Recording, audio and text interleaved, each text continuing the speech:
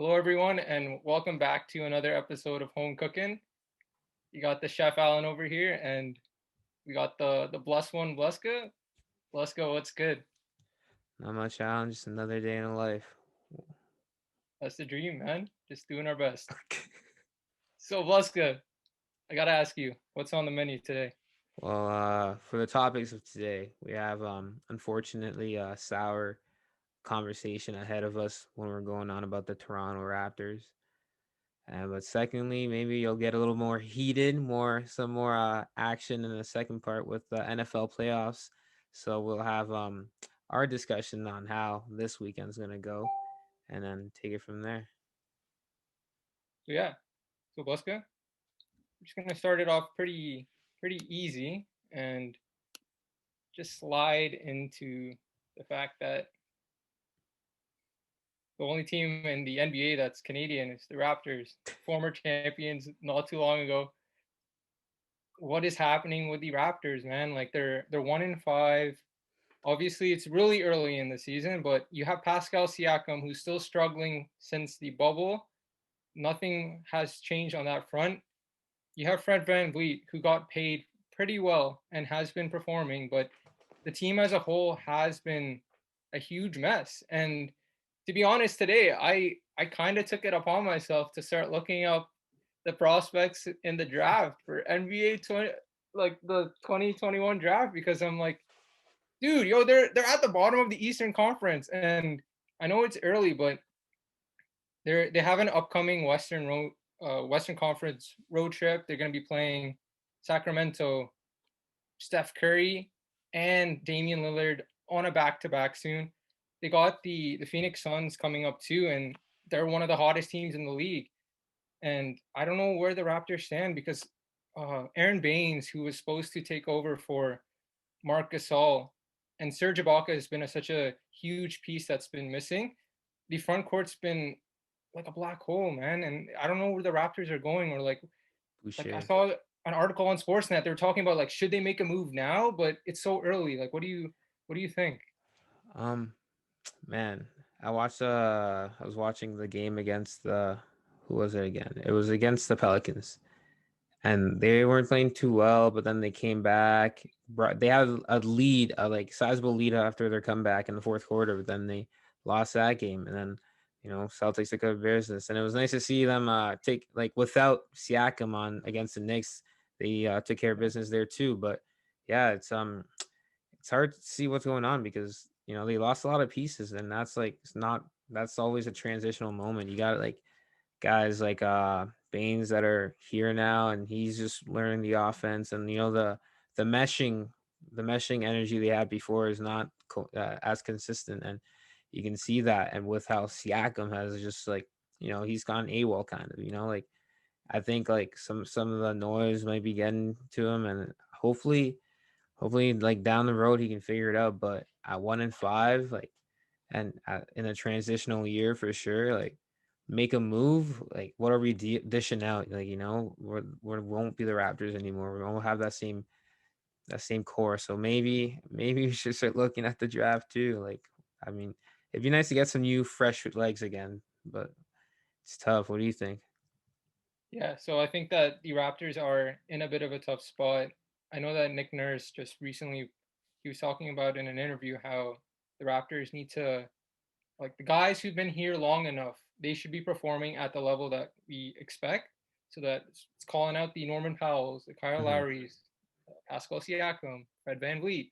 Those guys should be performing to their high standard because last year, like, I don't know, Bleska, I was thinking about it. Last year, the Raptors were coming off that high of winning the NBA championship, Hmm. right?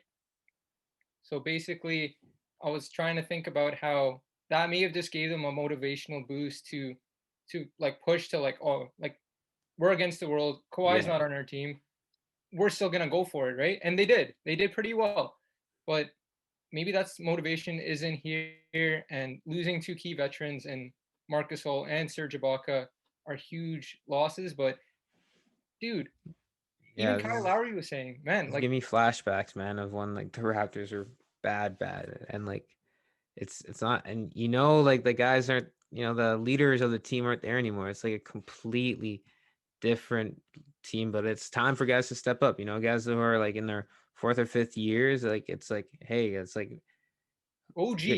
OG. OG has not performed well. Man, I was not buying into the hype as much for OG. But like it's ugly. Like when Chris Boucher is like one of your leading scorers on limited minutes, or well, he's like playing well, but other guys got to step up consistently, and that's the issue there. I gotta say though, Kyle Lowry was talking about how the Raptors need to get their swagger back, and I don't know how they can get that back, man. Like, you got any idea? You got to beat the teams that you can't, like the winnable teams you have to take care of. Like those are like the a starting point there. Like you obviously you got to come out and play hard every night, but like you gotta win like those like 50-50 games like that. It's not just necessarily a um mismatch. Like you got to take care of those. So like hopefully that down the road, like going up against Charlotte, going up against like Sacramento, those are like games that you can get a dub. Like you might not be favorited or as much or as you were, but like those games where you're not the underdog, you got to take care of. Okay.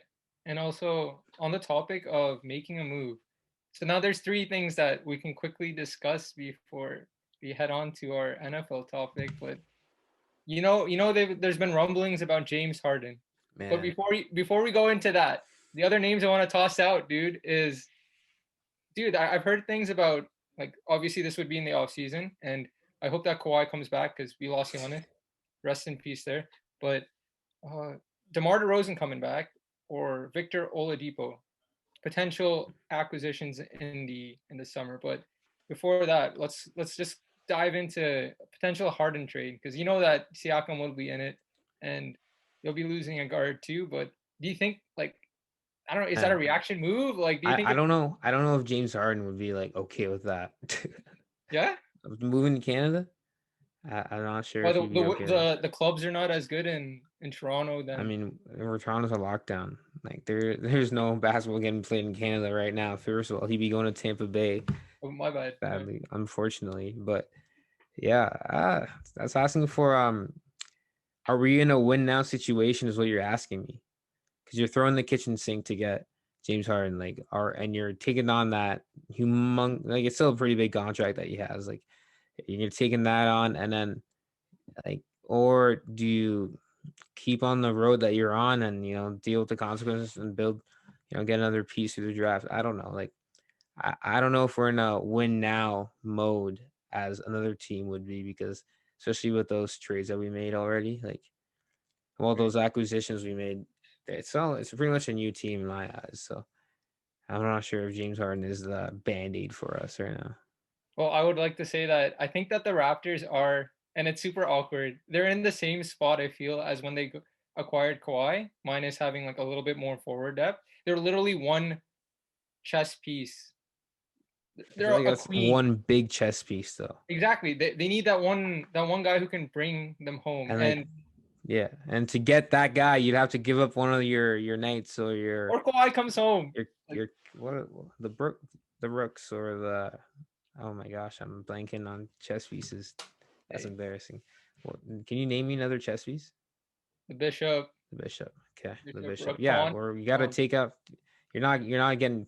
They're not taking pawns for James Harden. Maybe like future draft picks, but like tough. But I'm Well, excited for okay. the.